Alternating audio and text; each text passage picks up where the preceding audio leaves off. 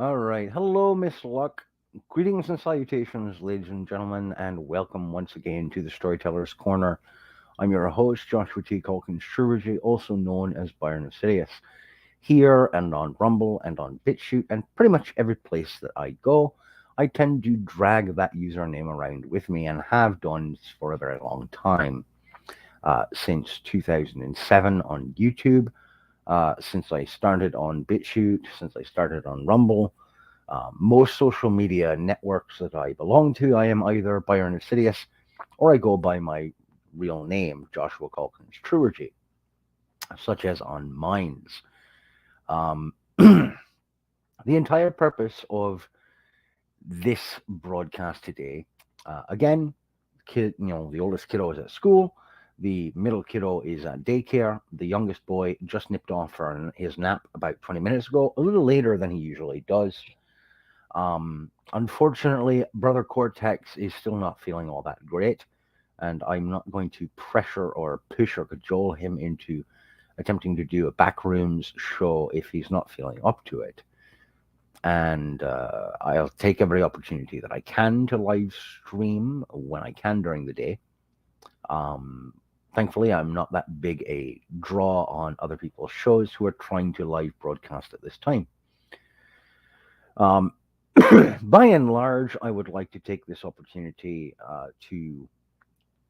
to really wish that some of those content creators who I still enjoy on YouTube would begin to make the migration to places like BitChute and Rumble, if nothing else, as backup locations for their material to go to. I have not as yet reached out to either Shitty Do Rags or Savage Books, although those are both individual creators who I would very much like to see spread their wings and move elsewhere, at the very least as a security dump for their material. There's also a gentleman who goes by the name, by the creative name Arsenic Lullaby, or at least that's the name of his um, online comic book series. The creator's name is Douglas Paskowitz. He does a lot of very highly stylized comic book art. Um, he's deeply underappreciated, and I think he's another creator, artistic sort who deserves far more attention than he gets. He does utilize the Minds social network. That's where I first began following his posts and material. I don't know if he has a YouTube channel. I haven't gone and really tracked that down, although I probably should. Um,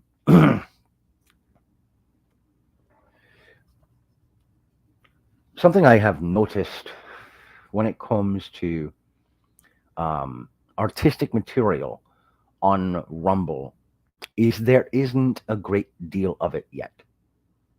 Um, and what there is tends to be of a highly politically charged nature.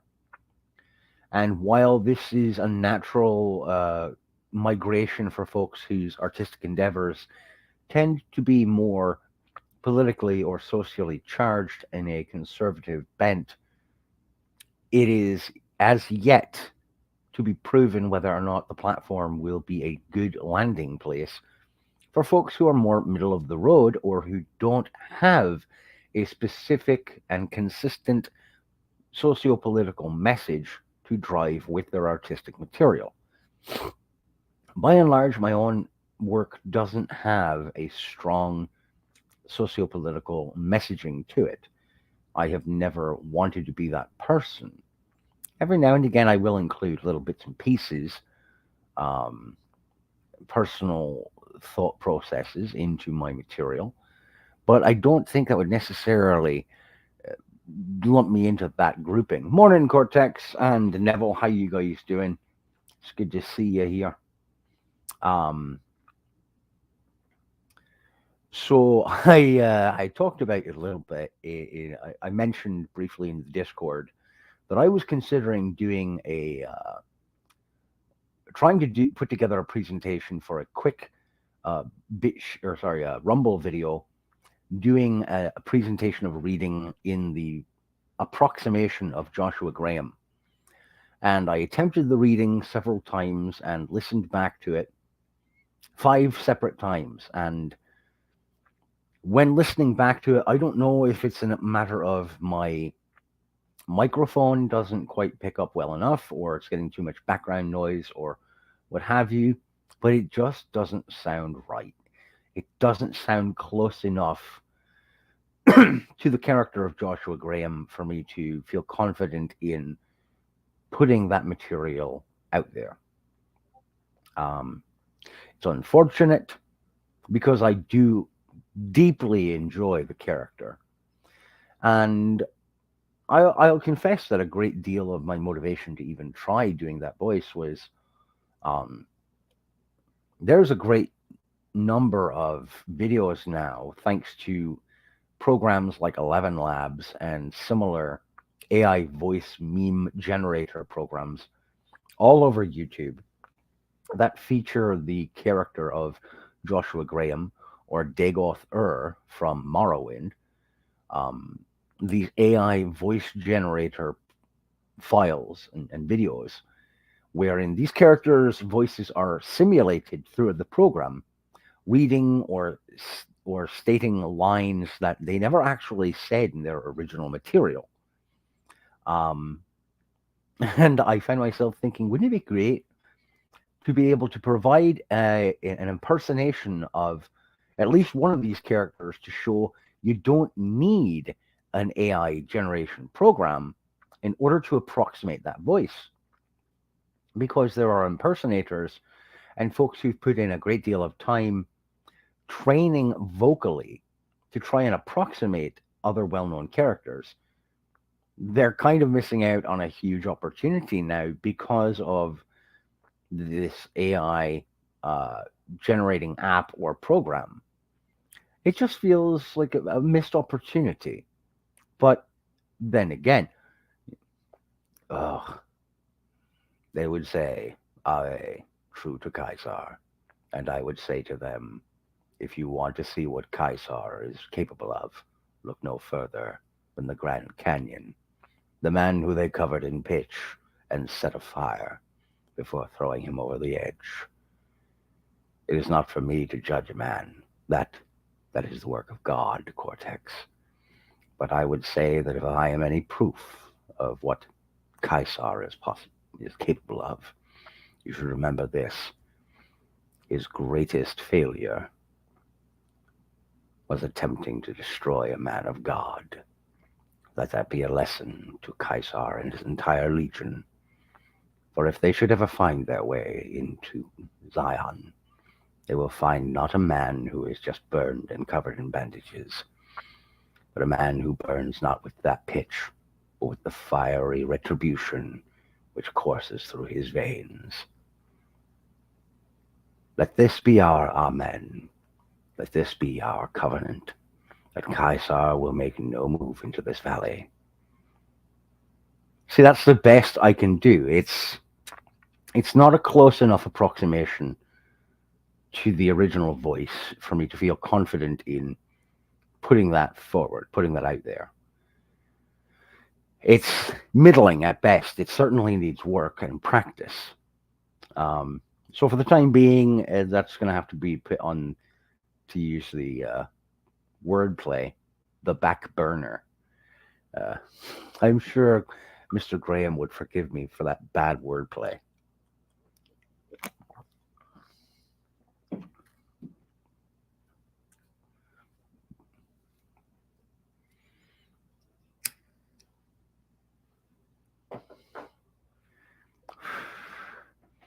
And there was one thing that that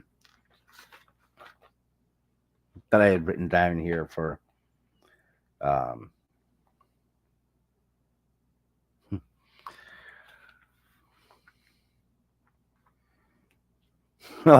patrolling the Mojave almost makes you wish for a nuclear winter. Perhaps I'm being merely selfish. Perhaps it is not my place to downplay the possibilities of this AI voice generation. But remember this when you watch those voice meme videos of the burned man. or Dagoth or Mordrak from Skyrim in order to even have these iconic voice lines to work with in the first place. A real human being had to write those words, and usually another real human being had to deliver them. Without humans, AI is meaningless. Thank you, Brooke, for popping on in. No negativity in our vicinity. And let us give some great love to as well our man Cortex and the burned man Joshua Graham. Um, a lot of hullabaloo has been made about the whole AI art conversation and the debates that have raged back and forth. Um, I used to be an adventurer like you until I took an arrow to the knee. It's amazing how many guards throughout the realms of Skyrim took arrows to the knee in their young adulthood. Makes me wonder, were there just roving bands of bandits shooting city guards and potential adventurers in the knees? It's like a plague of arrows to the knees. Um, but I suspect that's a kind of a trope play on every group of friends. It seems, at least in our generation, or my generation, um, has that one fellow who's just like, yes, you can take the Fickle Friday, Brooke. That's perfectly fine. There's always that one fellow in most groups of friends around my age who he says, I could have gone professional level athletics if not for my bum knee. It's a trope, but I can understand why it's a trope. It's because if you've ever had damage to your leg, you understand full well that an athletic future is not in the cards for you if you damage either of your legs or your hips in any way, shape, or form in your formative late adolescent stages of life. It basically removes that possibility from you for the remainder of your existence. So it's an understandable trope. I just felt like it was a little overused in Skyrim, as were many things. But on the whole topic of AI art generation, um, and I don't suppose any of you here will be surprised by my take on it. Um, I'm not particularly fond of AI art. I would much rather utilize work that has been produced by an actual human hand.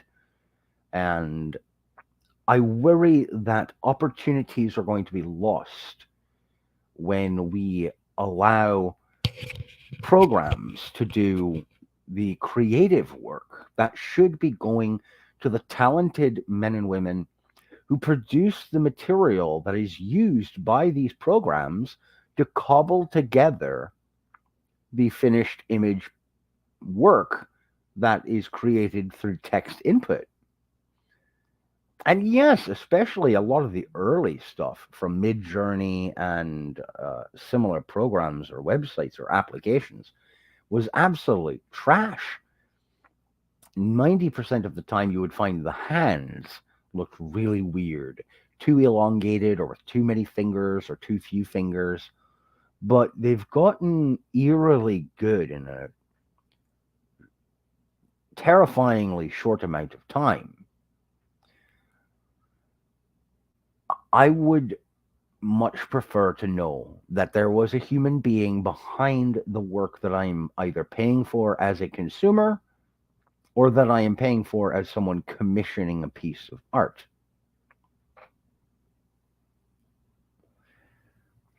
Across universities, from STEM to STERN, you're also seeing a lot of trouble when it comes to academic papers and essays being written by things like ChatGPT and the Bing conversation AI bots. And yeah, Cortex, some of the AI art that is generated is absolutely freakish. Makes me think that perhaps the really hard to kill reptile got his claws in there somewhere and is futzing around with the programming. Or perhaps it's someone from the Fifthist Church or the Church of the Broken God.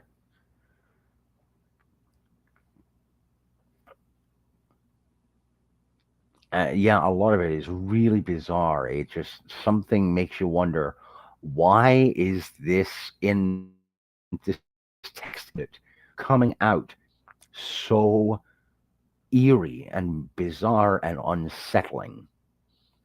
A lot of the reason that you wind up with such disturbing imagery produced by AI art is you've got these programs and these apps that are scouring billions upon billions of images in online libraries and databases and cobbling together small bits and pieces of various people's works in order to try and create something that is completely its own separate unique creation.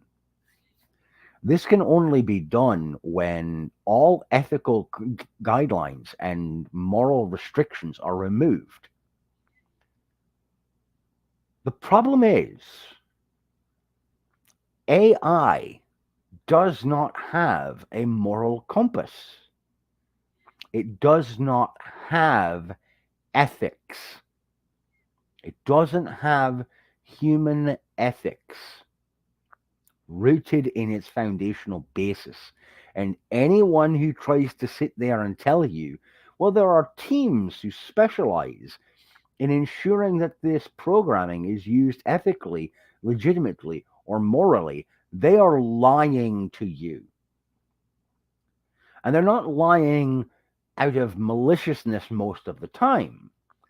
I suspect they genuinely believe that someone in the programming team or in the company that they work for is attempting to ensure that these programs or applications can be utilized ethically or morally from a human standpoint. But what they fail to recognize is that these programs and these applications, they are programs and applications. They are computer information only. They do not have a moral or ethical compass. In order to have a moral or ethical compass, you must be a sentient, ensouled, or spirited living thing. Programs and applications are not living things.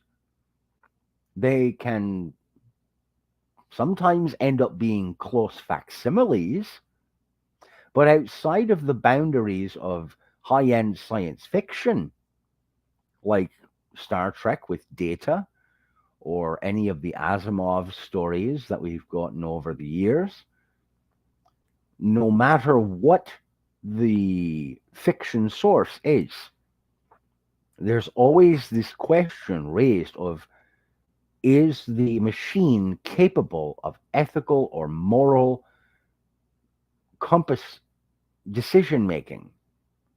They go over this quite a bit with the character of Data in Star Trek: The Next Generation. They touch upon it in Deep Space Nine with the medical officer who's a hologram program. Um, and while this is fantastic, high end, highfalutin, philosophical, intellectual exercise for those of us who enjoy genre fiction, when you boil it down to the brass tacks of the nuts and bolts of reality as it currently exists, programs do not have a moral or ethical compass, period. I think that's part of why some of the AI art images that are generated are so disturbing to look upon. They are these freakish amalgamations of various art styles and attempts at artistic endeavors that are mashed together.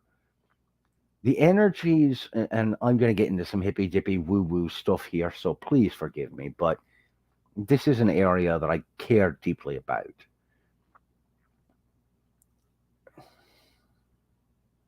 Yeah, it sometimes is. It burns your psyche. Um,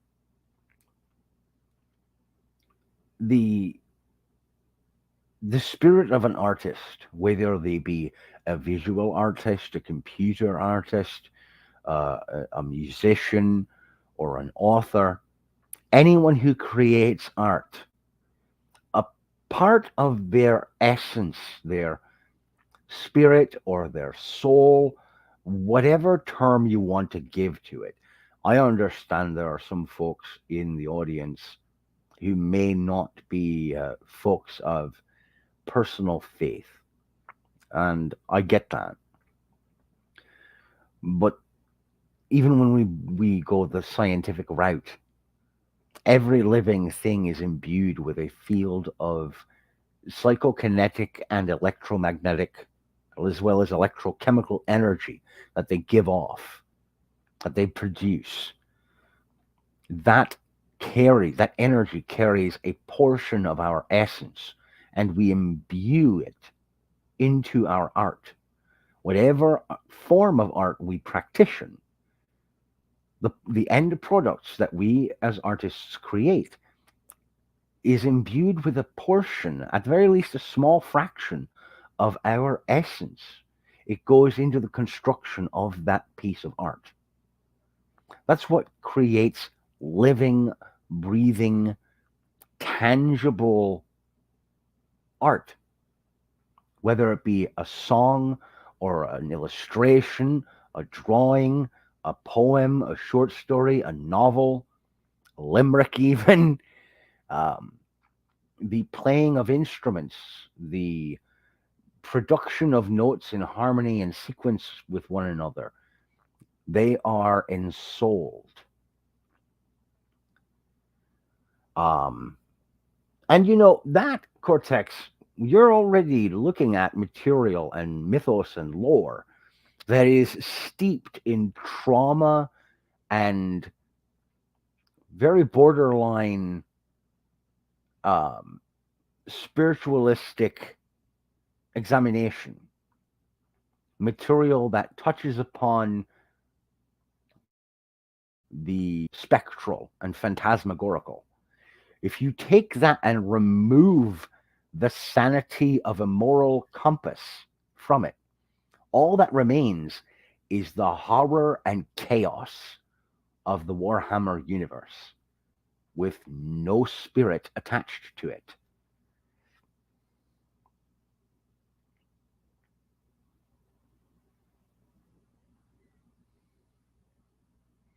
And yes, Miss Locke, you point out yourself too that when you're creating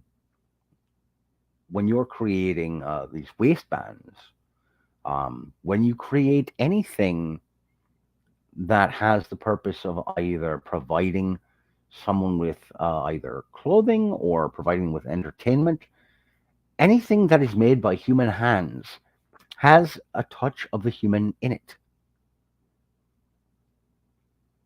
And without that humanity, that drop of who we are being put into what we are doing, what you're left with is somehow flat. It's soulless. It's it's just there. I have I have no other way of putting it without taking the time to really sit and write down and edit what I'm trying to express here. But AI art that doesn't have the intention of just being something quick and fun and light and just kind of thrown out there and be like, hey, look at what we can do with this program. It's kind of neat, isn't it? It can be, sure. I see a lot of stuff on Minds that people create with Stable Diffusion, which is another AI art generating program or application.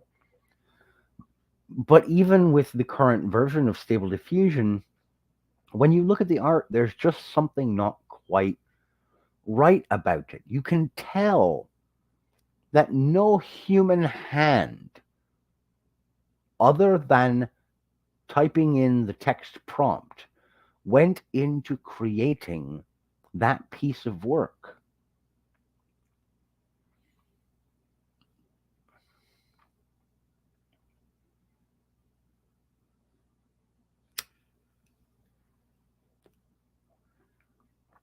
And Miss Luck, you put it perfectly right there.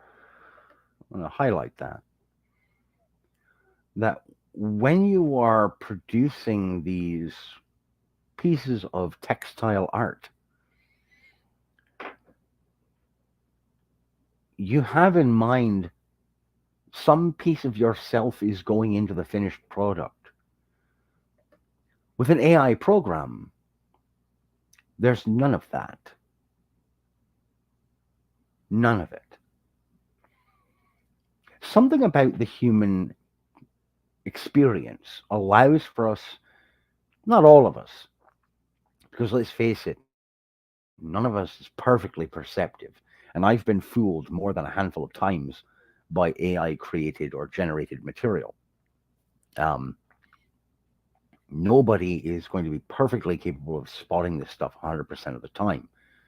But there are plenty of people who, if exposed to AI art, will get a sense that something's not quite right. They'll say, wait a minute, something is off here. And they'll go looking and they'll discover in short enough order, okay, this was produced through an application or through a program. This is not genuine human made material.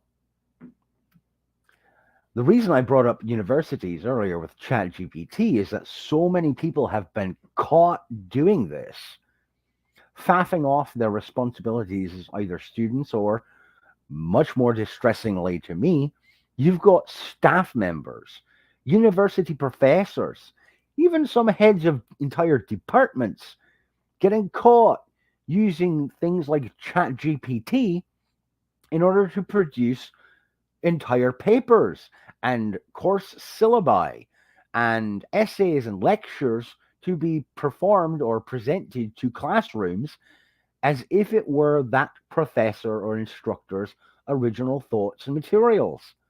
It's bug shite nonsense.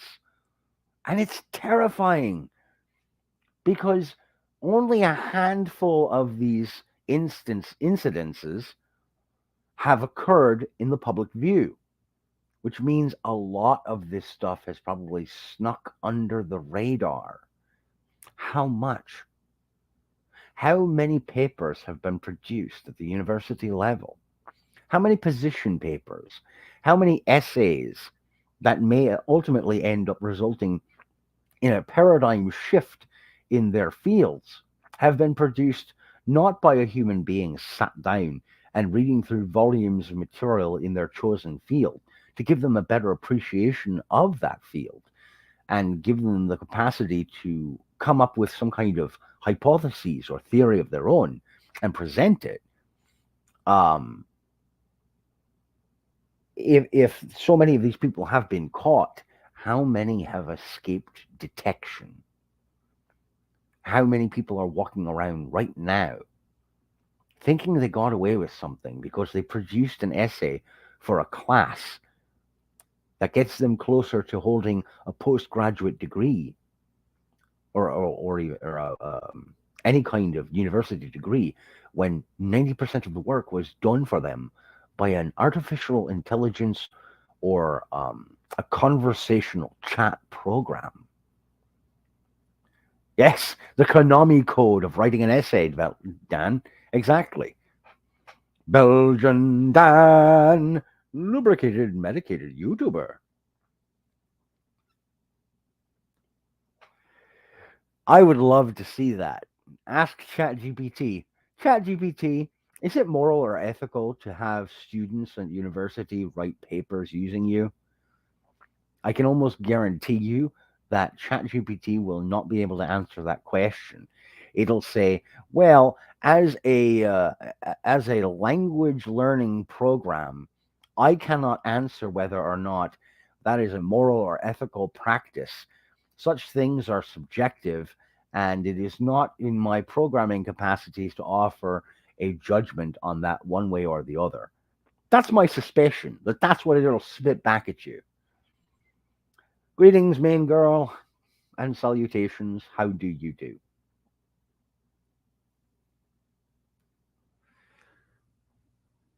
So, yeah, it began with things like ChatGPT and with these papers. And now we've got 11 Labs, which is an online uh, site that offers its AI voice generation program. As a result of that program proliferating all over the place, you've got hundreds of videos on YouTube being produced on an almost daily basis. You've got entire channels and catalogs of material wherein folks have taken programs like 11 Labs and created these voiceover narrations from popular fictional characters from video games. Primarily, the top three that I have seen pop up all over YouTube are Joshua Graham from Fallout New Vegas, Dagoth from Morrowind, the third Elder Scrolls game, and Mordrak, the first Dragonborn from the Elder Scrolls Skyrim. There's a couple of HK47 AI voice generated meme videos as well from Star Wars Knights of the Old Republic fame. The sort of rusty orange, reddish assassin droid from those two games. Fantastic character, by the way. Statement. I enjoy seeing him come on screen and fire away at meat bags. That's right, Dan. It will be better than Twilight.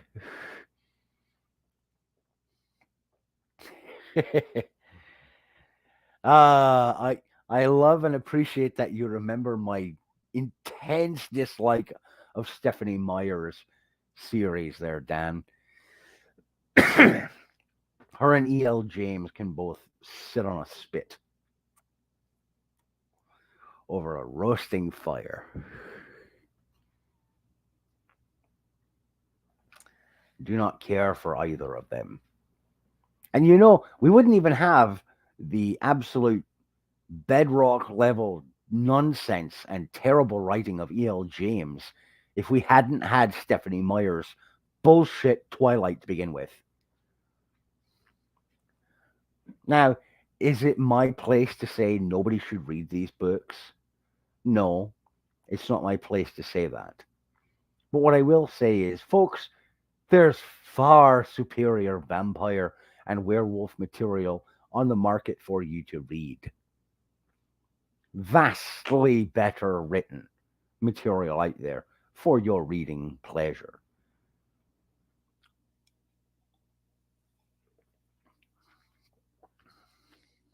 And some folks would say, you know, oh, I know who writes about vampires and werewolves, who does a better job, Laurel K. Hamilton. And up to a point, I would agree with you. Her first four books in the Anita Blake series were fantastically done.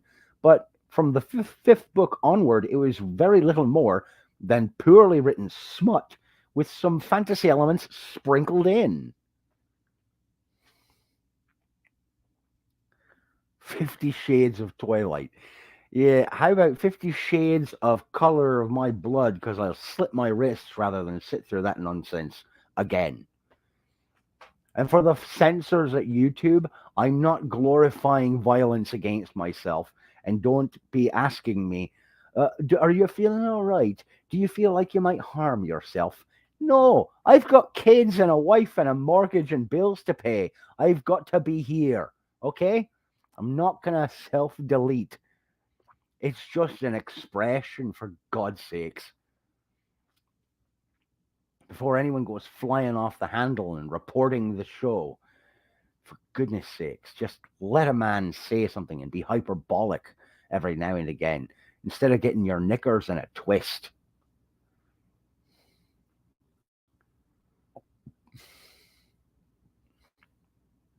And I just now realized that perhaps there's a word that I just used that I should not have used because it's going to possibly get me into trouble later on. It'll be clipped out of context. Perhaps I should go back and reiterate what I meant by that line. Don't get your panties in a bunch. There. Is that better, YouTube? As if I give a fuck. Um, quite honestly. Anyhow. But yes, I'm finding myself more and more disturbed by the prevalence of AI generated art. And now you've got these AI voice memes. What I next need to caution against, and what I think a lot of folks are not prepared to contend with, is I can see not too far in the future, these programs are going to be used to eliminate completely, if and where possible, the call and need for actual human artists to produce comic books, to produce animation, and moreover, they're going to try and use these programs and applications to remove the necessity for voice actors. Now, voice actors already, for the large part, get it pretty rough. There's not a great number of voice actors who make a good deal of money from their contributions to the art form. There are a handful of folks who make a pretty good living as voice actors, but we need to come to terms with the fact that not everyone is H. John Benjamin. Not everyone is Tara Strong. Not everyone who works as a voice actor or voice actress is preeminent in their field and is broadly known. But they are able, if they put together a decent portfolio of work, to continue to string together job after job after job. And yes, main girl, thank you. Precisely.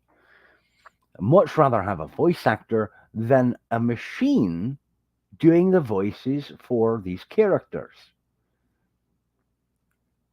Even if it's somebody who, is just doing a halfway decent imitation. You're terrible. You're all terrible. I love you all, but you're all terrible. Gene,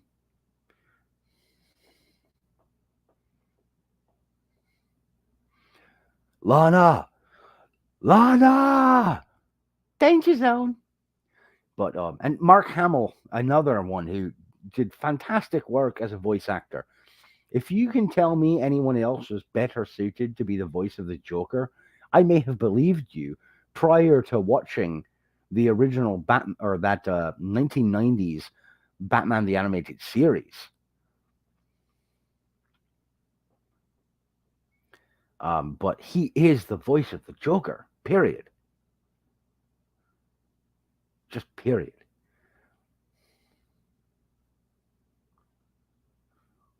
A Jill sandwich? What?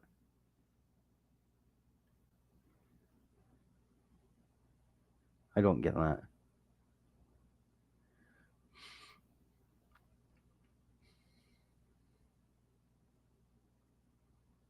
I must have missed something.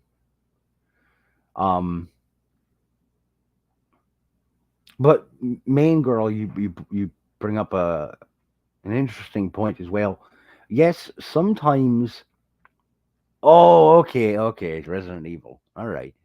Um, Sometimes what looks like poorly drawn animation or poorly drawn illustrations, um, sometimes it's iconic. It becomes part of that artist's style. Now, Dan, with bad voice acting, you're talking about things like from the original Resident Evil, like with Barry. Here, take this lockpick. It should be useful for you, the master of unlocking. Oh dear God! Gouge my fucking ears out with Q-tips sharpened into points. But everyone remembers that. It's it's kitsch. It's kitsch. It's something that you're drawn to and puts a smile on your face because, yeah, it was absolutely an abysmal performance, but that's part of what makes it memorable.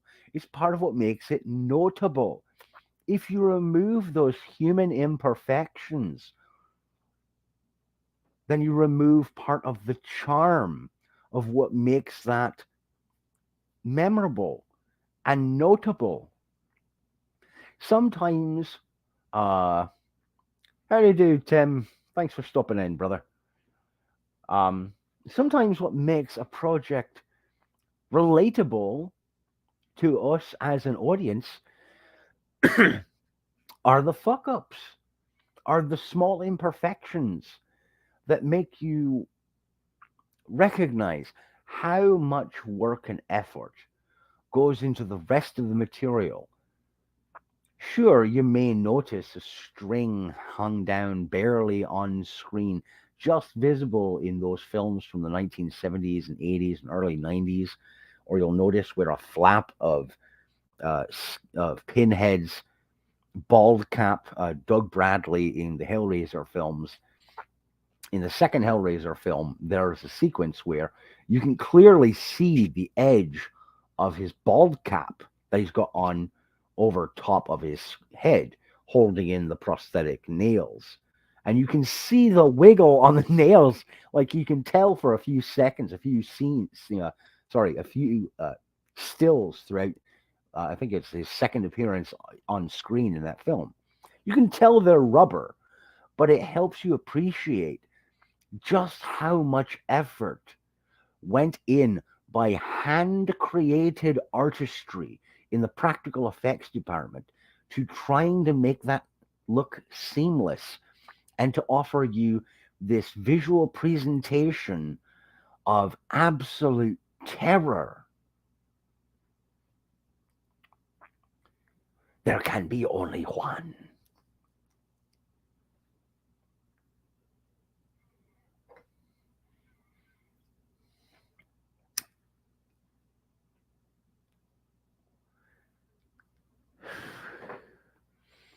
What I love about the whole Highlander thing, there can be only one, but there's like fucking six or seven of you in this movie. How can you say there can only be one? Sorry. A movie, yes, that was known for having the only Spaniard on screen who sounded like a Scotsman.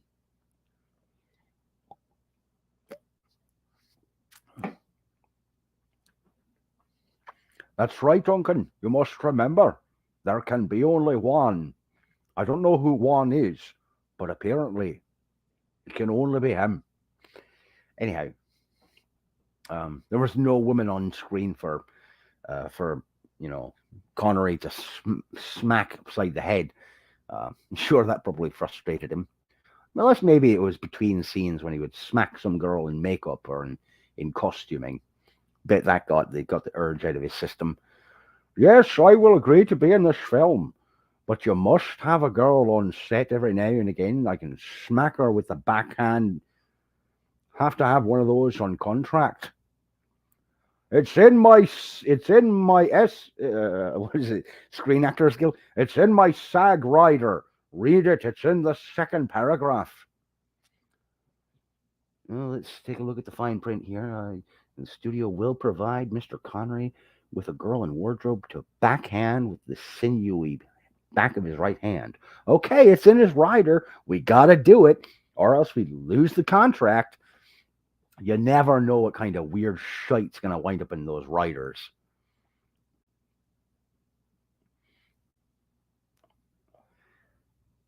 Yes, you have to use an open hand, 'cause then it's just a slap, and it's not an assault charge.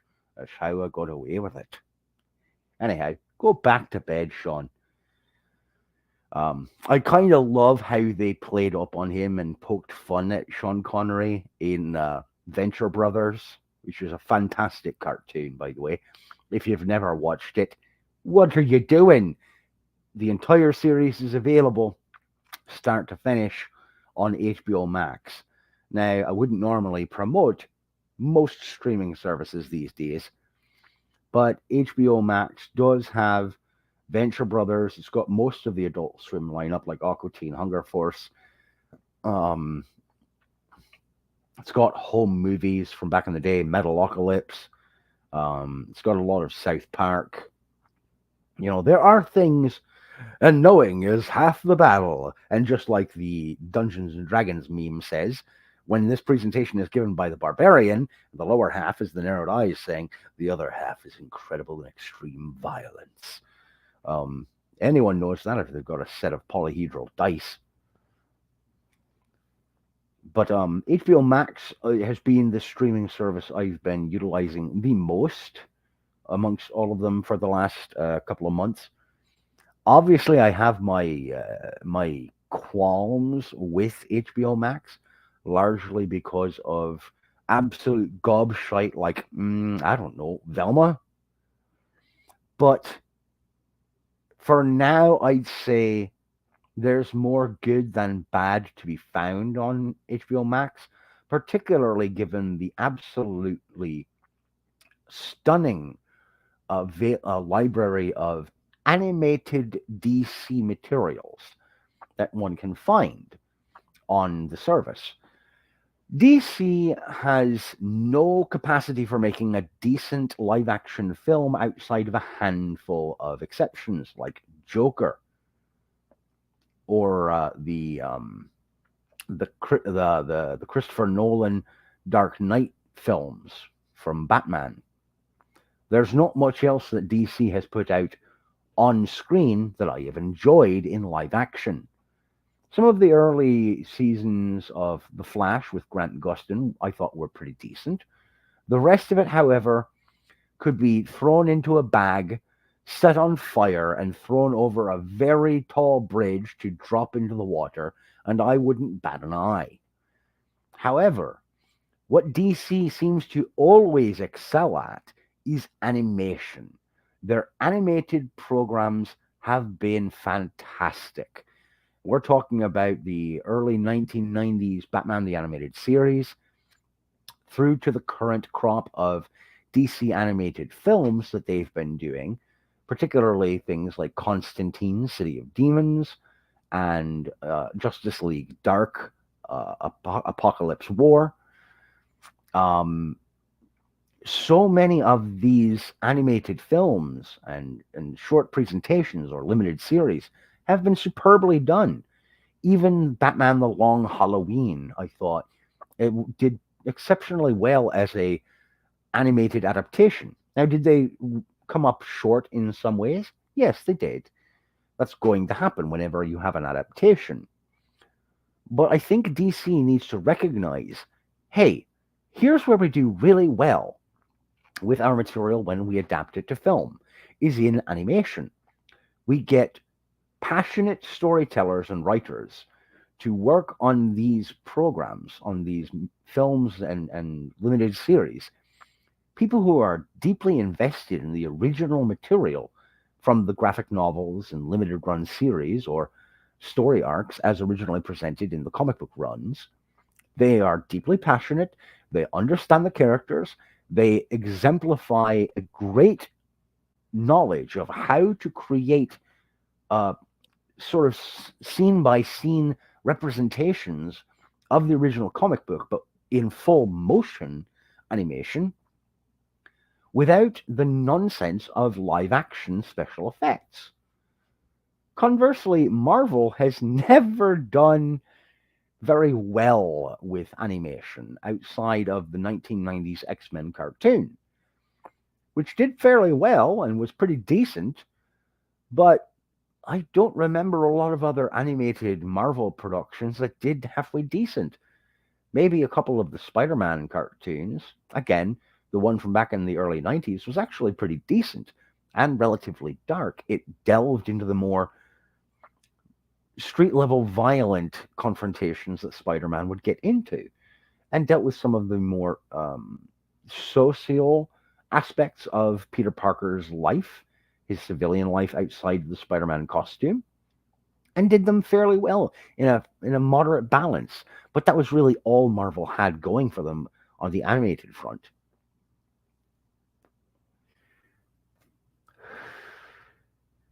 And this is where I will tie it back into the AI art conversation. I do not want to see studios like Warner Brothers or Disney slash Marvel utilizing AI art generation programs in the future to eliminate the need for genuinely talented human artists or voiceover actors and actresses to produce their material. That will make it an inhuman product, and you will lose any and all connection to the human artistry that is put forth and poured into these projects. Some of them are absolute dumpster fires, don't get me wrong. Things like Supergirl, uh, Batwoman, garbage, absolute trash. And these productions were made by human hands. You're going to get that, along with the beautiful and wonderful artistry of the human touch. You're also going to get human fallibility and nonsense, but at least it's human nonsense, and you can understand the failings thereof.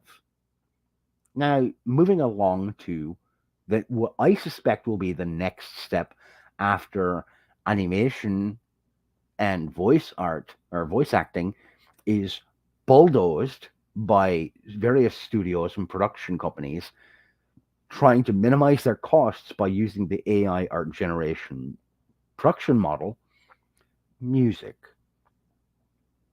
Music is going to be the next target of these AI art pro- uh, uh, uh, producers and supporters. I don't think it's going to work out well for them there. Honestly, I think music may be where AI art hits a brick wall. I don't have any way to guarantee that. And honestly, I have no way to demonstrate why I think that necessarily is, other than to say that music is an art form that performs almost entirely on the emotional level.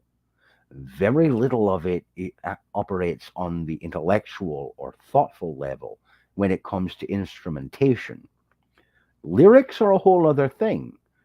Lyrics that are sung or spoken are written by and performed by a human voice. That will make it, I think, infinitely more difficult for these AI proponents to contend with. Because what lyrically is an AI program going to do to try and evoke the same level of emotional reaction to the kind of poetic imagery that is utilized by musicians when writing the lyrics to go in partnership with instrumentation and harmony? I don't think AI is capable of doing it. Now, with things like short stories, um, novellas, and novels, you've already got folks saying we're in a few years we're not going to have creative writers. You're going to have someone who sits in front of a prompt box for a program or an application like ChatGPT, and I've heard this from a handful of folks online. who have said what they're going to do. They're going to put in the text prompt box, write me a story about this type of character with this type of setting with this type of conflict. Generally speaking, I want it to be between 50 and 75,000 words in length. Don't make it too purple prosy, but with just enough detail that I could qualify as a young adult fantasy story. Go. And they'll click a button, walk away, and 3 or 4 hours later, they'll come back to a completely completed, fully written, realized novel in young adult fantasy. I've heard people saying that this is going to happen, and I don't doubt it. I don't doubt that that's going to happen. But discerning critical readers, folks who have spent years of their lives deeply steeped in genre fiction, are going to notice something's not quite right.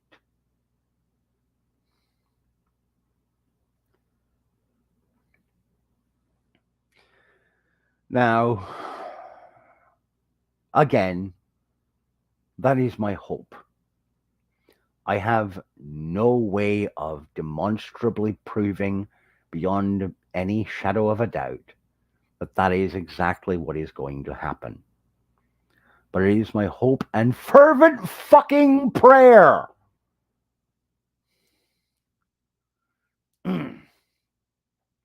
um, Main girl, who sorry, whose contact info are you trying to gather here? Dano? Because Dan's good people.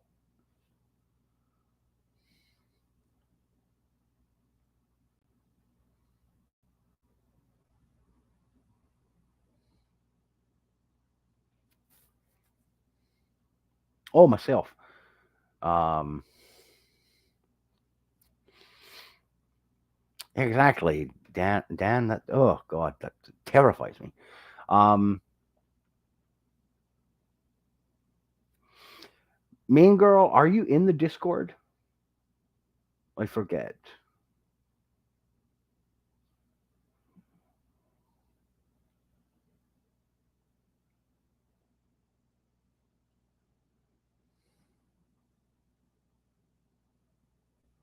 Um,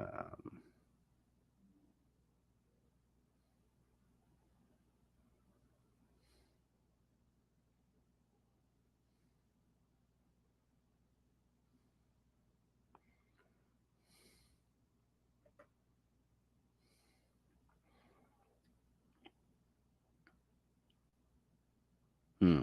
I don't know if you're there in the in the Discord.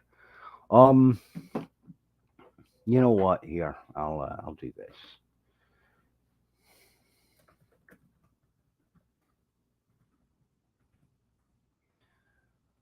Yeah, I've just typed in the chat my primary email address. I am perfectly fine if anyone wants to reach out to me. That is the easiest way to guarantee get in touch with me, and from there I can give more detailed contact information. Um, just based upon that. Now, Dan unfortunately highlights something with this chat that I can just imagine coming down the pike and absolutely steamrolling folks like myself, is people using programs or applications like ChatGPT to give these kind of broad generic guidelines and tropes, and saying, okay, using these mechanics, these tropes, and this genre as a kind of guideline, absolute minimalist skeletal structure, build together for me a story based on these guidelines. And it will be put out under a pseudonym. It will show up on bookstore shelves with a cover art created by AI art generation, and you will have a book that sells gangbusters with no real author or cover artist.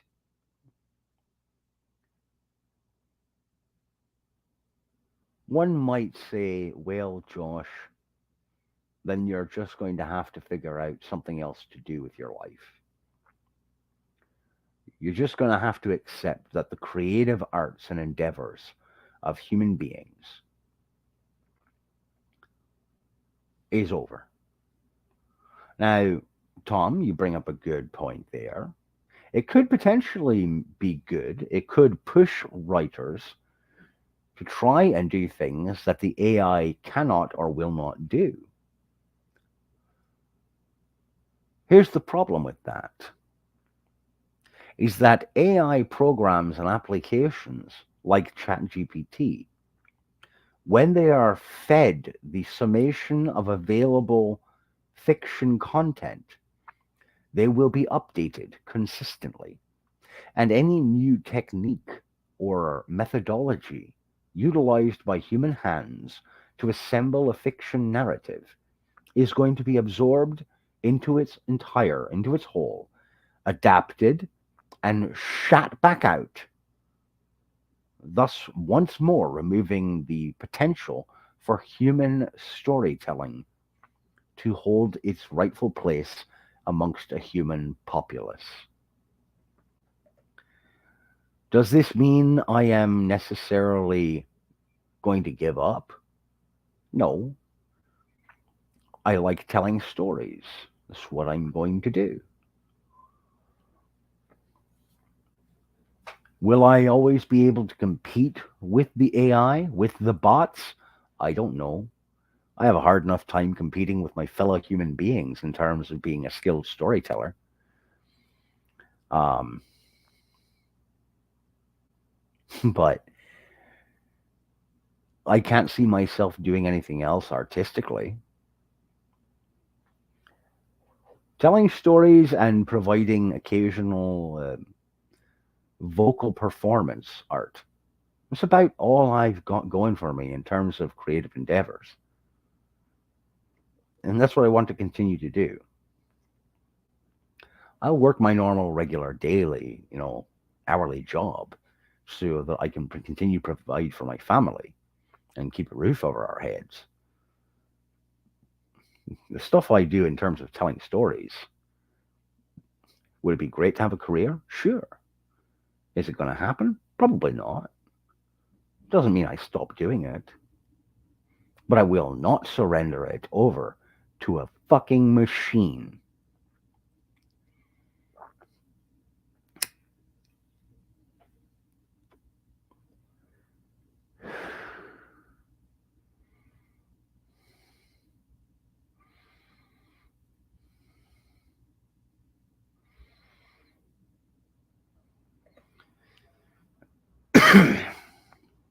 It's excellent. Now, Miss Luck, are you the presenter? Are you the instructor for that poetry writing class? Or are you going as an attendee to learn?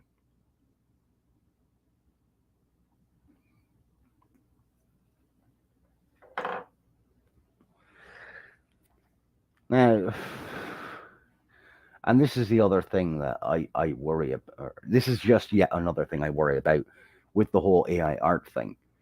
Um, will people choose AI produced art, whether it be books or visual art, comic books, movies, television? Will people ultimately end up choosing the AI created art over human created art? I don't know. But I think what will partly determine that is question one: can you tell the difference between the two? Um, yes, exactly, Tom. There are skills that human beings can do that machines simply cannot replace them. Not yet. And there is definitely one area where I don't think machines will ever overtake human beings, and that is the production of good food. Because, as best as I understand, machines don't understand the sensation of taste.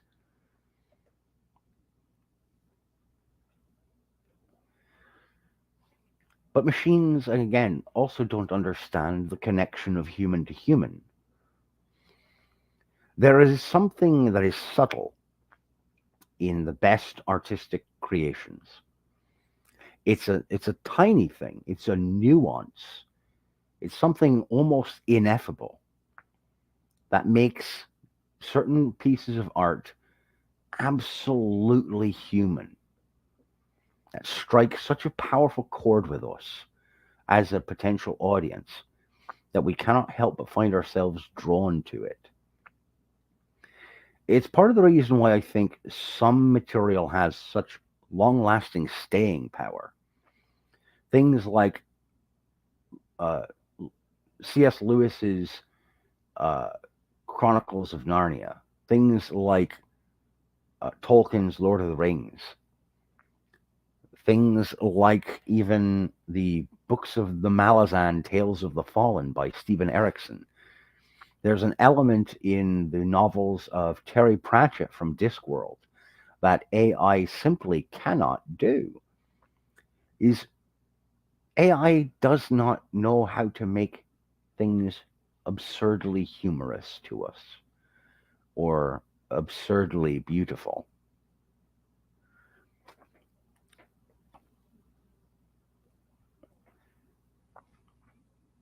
Okay. Oh, that's excellent, Miss Luck. Whenever you can get to a free event that instructs you in narrative technique, whether it be poetic or prose, I would highly recommend going to it. You can always learn something from the folks out there.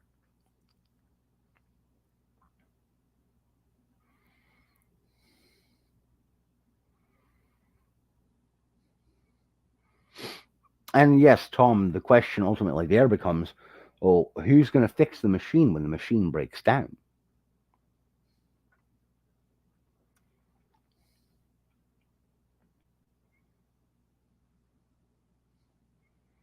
A human being is going to have to fix the machine.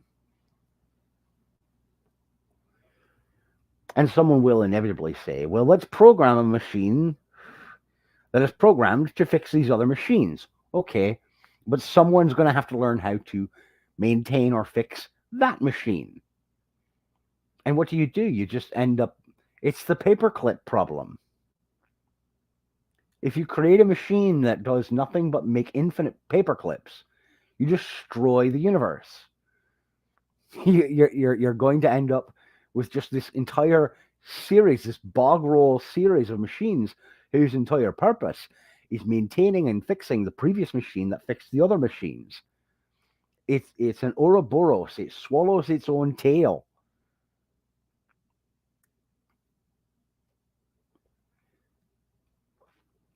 Oh, okay. So this is someone you've worked with before, Miss Luck.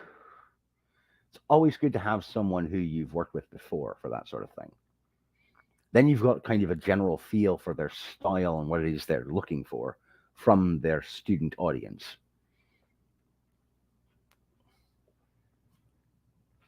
It's great to have that familiarity.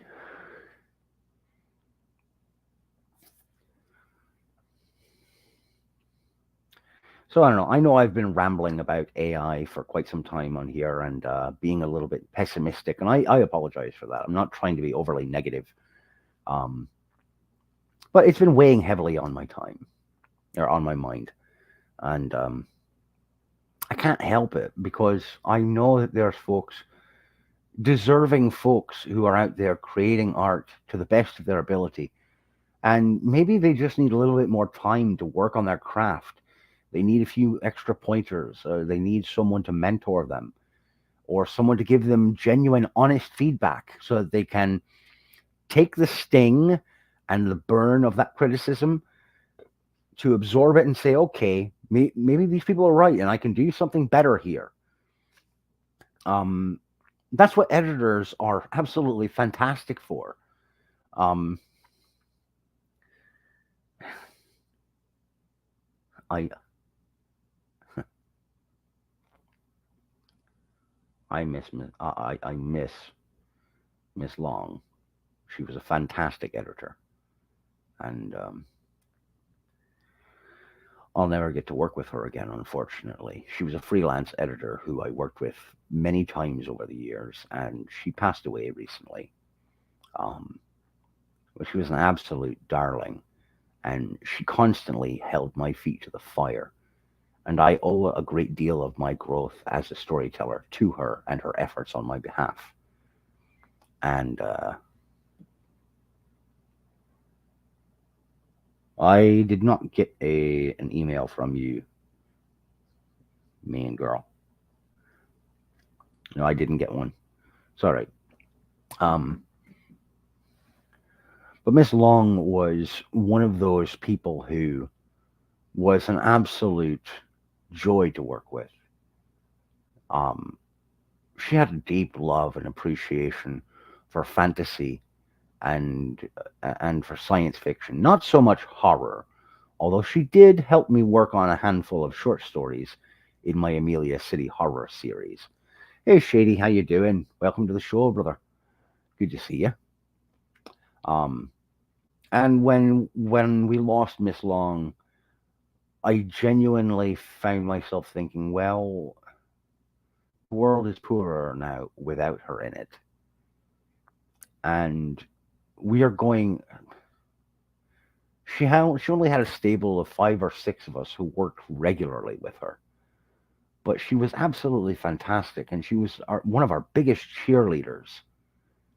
She was always willing to take the time out of her schedule from her regular job to work with us and to give us feedback on whatever manuscript it was we sent to her.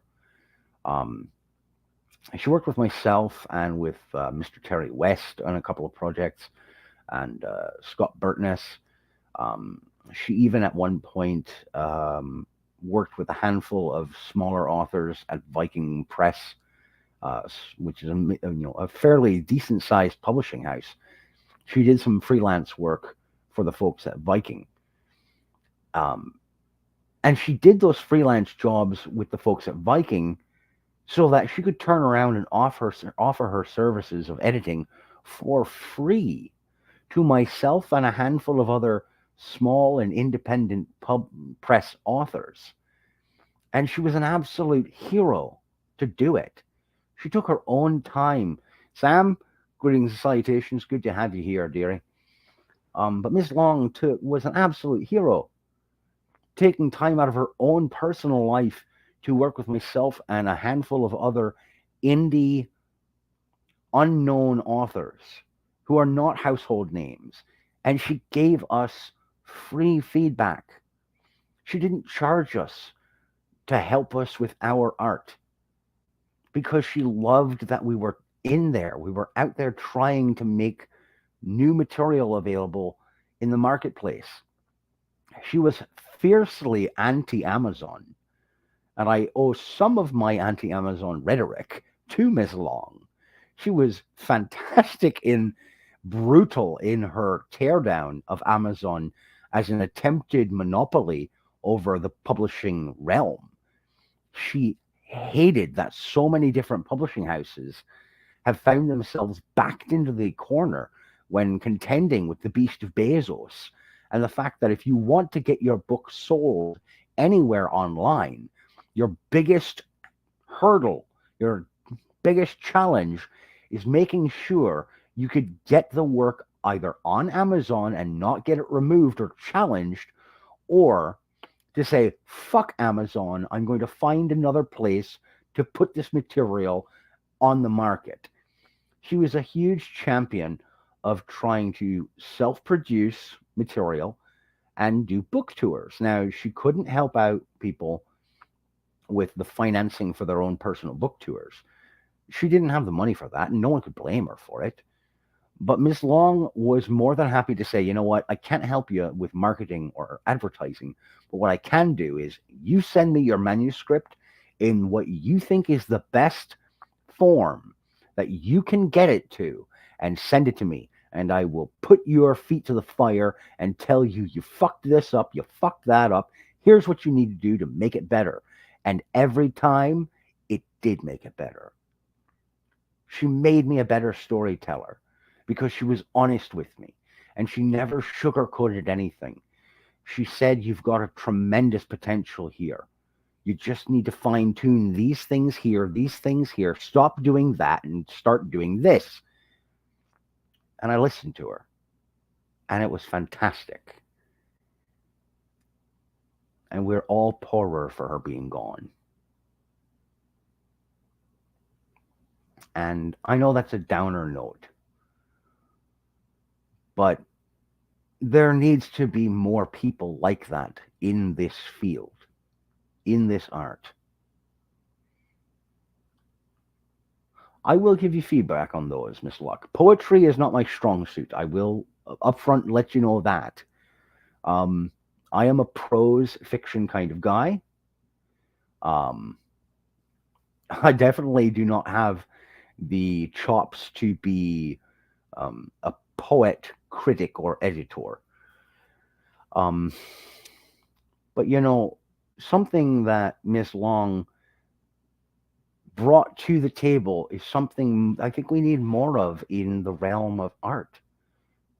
People who are willing to say, you know what, I'm not going to personally profit or benefit from this, but let me help you because I think you've got potential here, great potential, and I'd like to see you make it and succeed with this. And may her essence, may her spirit in that regard remain with us and find a new home in someone's heart in this field. Because there need to be more editors like that who are willing to say, I'm not just going to go after this for a payday, but because the art needs people who do good, solid work, people who are capable of taking criticism when it is genuinely and lovingly given and told, hey, do better because I know you can. That's something that AI art will never be able to do, is to hand itself over to another human being and say, tear me down so that I can put back together something even greater by the time I'm done. AI can't do that because AI does not have a soul. It does not have heart, and it will ever be inferior to the efforts of human beings who love the art they produce.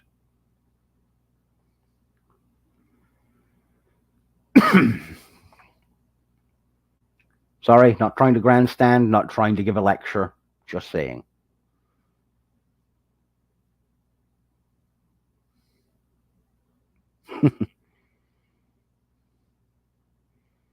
Thank you, man. Mic drop! And this is where one of those moments where I could definitely do the whole Bob from Bob's Burgers. Just look around at the AI programs and say, you know what? Here's the thing. I think you're all great at what you do. But when it comes to being here in the artistic field, you're terrible. You're all terrible.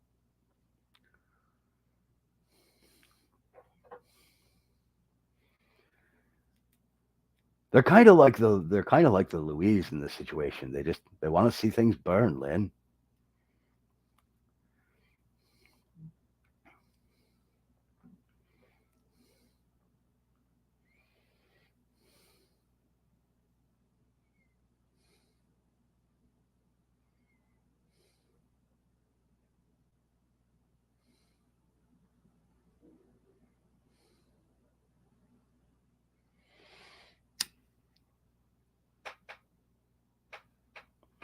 And yes, exactly, Tom.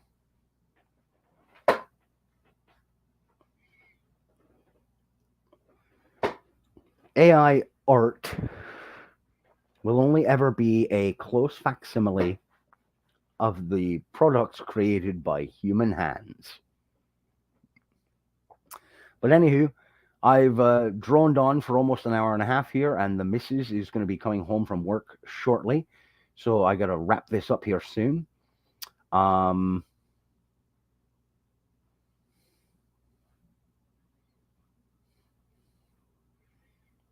and don't worry, Miss Luck, there won't be much left by the time you get back because, um, and thank you for the love expressed there. I'm going to be hopping off here in a minute. Are there any last quick questions, comments, or concerns?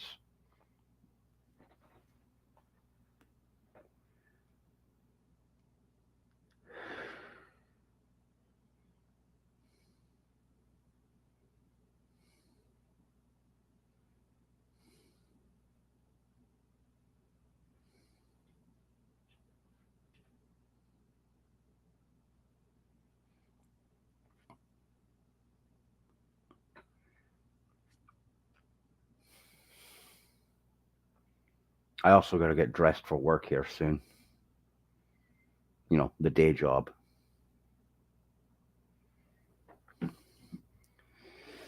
And trust me, folks, if there were the opportunity to just stream for hours and hours on end, I would. But there's two things, well, actually, many things that get in the way of that. For one, I do have a regular day job I got to go to.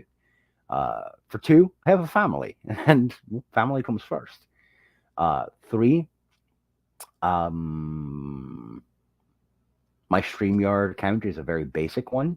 It's the free account, so I literally cannot stream all day.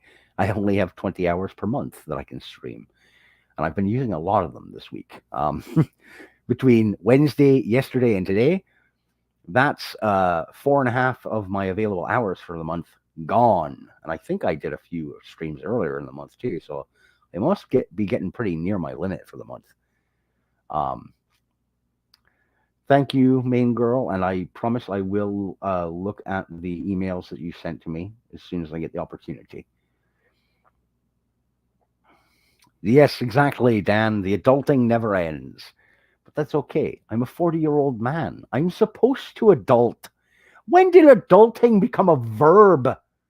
Can we briefly touch upon that? Adulting is not a word. All right? Being an adult is not a verb. Wednesday, yeah, Wednesday was just me going off on a tear. Um,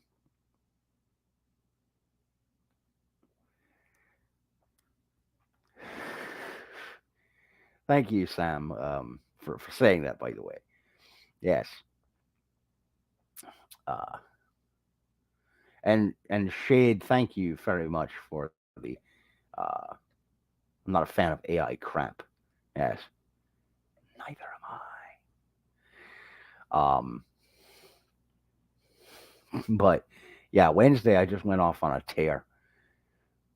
But back to this adulting. I don't want to adult today. Tough shite. If you're over the age of 18, you are legally, and I would think for the most part, well, I can't even say socially, because there are folks who are good, like 22, 23 years old, and they barely act like adults as well. There are people my age who don't act like adults. There are times when I don't act like an adult, okay?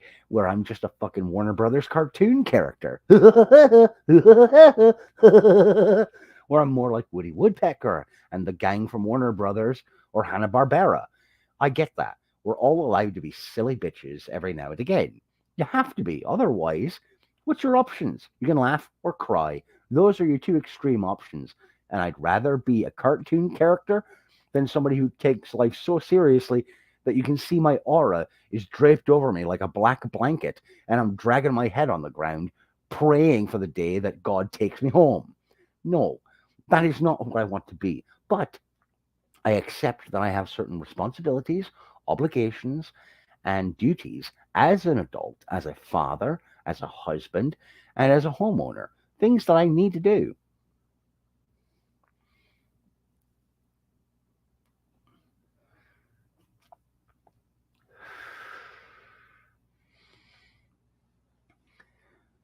You know, we don't get a choice in these things. You hit a certain age and you have to accept, okay, my my reality requires that I do X, Y, and Z.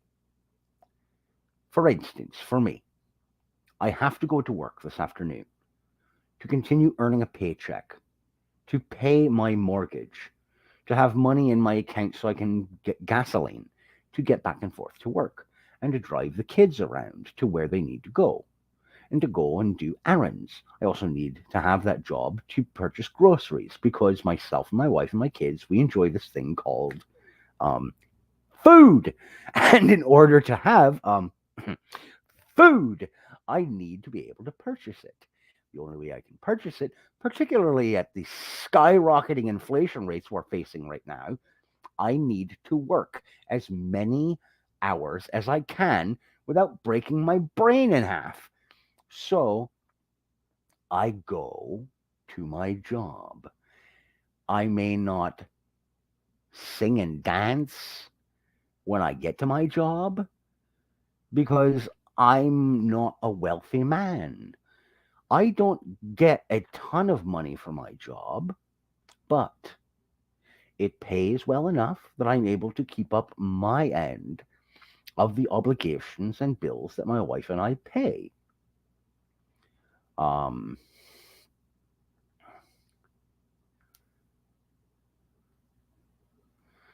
and yeah, Miss Luck, that's how a lot of folks are. They need to do these things rather than just listening to them. There is a different learning style. Everyone's learning style is unique to them. Um, some folks do well with receiving lectures. Some folks do better by reading through detailed instructions. I was never a great student when it came to listening to a lecture back in high school. I never went to university or post secondary education. I've never been to college. But I always did a lot better reading the material and trying to apply it than just listening to it. I can't just listen to something and retain it. I have to read it. No, I don't whistle while I work, Shady, because I work in a casino and no one would hear me anyway, or folks would think, that guy's kind of strange. He's fucking over there whistling to himself while he's cleaning the machines and picking up cups. Um, you know, my biggest challenge when it comes to my job is that it is somewhat repetitive, but that's okay. And part of the reason I say that's okay, because it's somewhat repetitive, it gives me the opportunity to daydream while I'm working. Um, which for a fellow like me, I need that opportunity to daydream.